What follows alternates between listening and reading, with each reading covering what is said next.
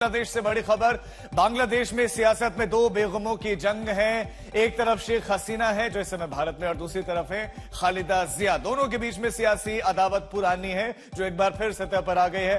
5 अगस्त को ढाका में जबरदस्त उपद्रव के बीच में शेख हसीना बांग्लादेश छोड़कर भारत में आ गए हैं। तो शेख हसीना के देश छोड़ते ही वहां पर बीएनपी की नेता और शेख हसीना की कट्टर विरोधी खालिदा जिया को जेल से रिहा कर दिया गया।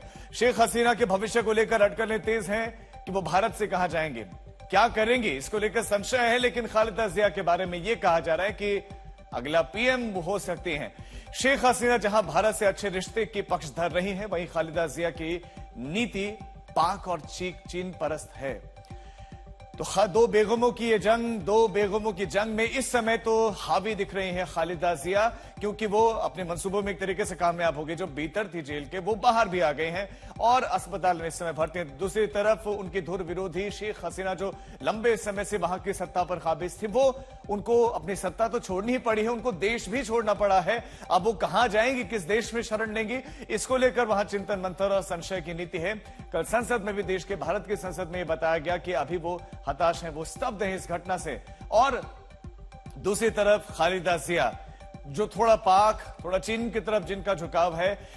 शेख हसीना के सत्ता में रहते हुए ये भारत के लिए बहुत अच्छे संकेत है। और अब जो राजनीति को जानकार, राजनीति को समझने वाले लोग हैं, अंतर्राष्ट्रीय मामलों को समझते हैं, वो ये मान रहे हैं कि शेख हसीना के जाने के बाद से भारत के लिए चीजें उतनी आसान नहीं होंगी। हालांकि अभी संवाद, पहले तो वहां सरकार का गठन हो और उसके बाद से संवाद स्थापित हो।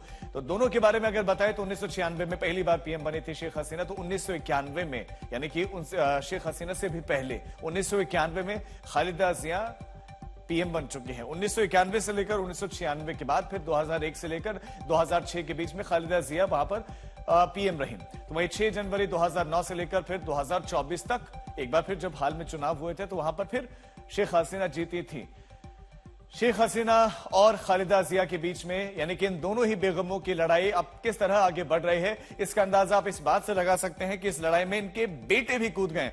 खालिदा जिया के बेटे तारिक रहमान ने शेख हसीना को खूनी हसीना कहा है। तारिक रहमान का कहना है कि शेख हसीना ने 15 साल तक बेगुनाह लोगों का कत्लेआम किया, अपहरण किया, गलत केस लगाकर जेल में बंद किया। लोग उनके अलोकतांत्रिक रवैये से नाराज थे।